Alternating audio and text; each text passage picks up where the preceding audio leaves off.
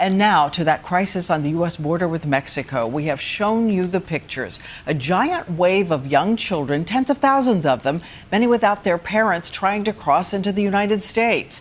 Here, Americans stopping their buses and forcing them to turn back. And today, President Obama asked for billions of dollars to staunch the tide. ABC's chief White House correspondent Jonathan Karl.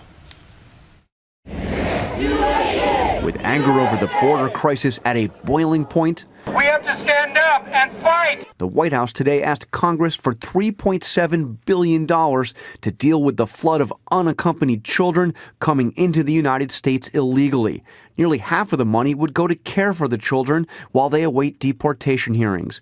Most of the rest for beefing up border security and hiring new judges and lawyers to process the cases. It's going to be a tough sell. Republicans today accuse the president of asking for a blank check. Overall, more than 52,000 children have crossed the border alone illegally since October.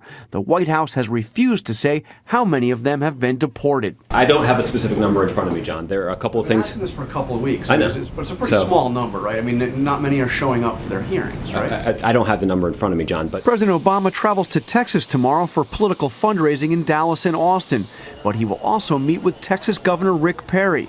It may be a tense conversation. Perry has blamed the president for the crisis, even suggesting he's part of a coordinated effort with Central American governments to bring the children over the border. I don't believe he particularly cares whether or not the border of the United States is secure. And that's the reason there's been this lack of effort, this lack of focus, this lack of resources. One place the president won't be visiting tomorrow is the border.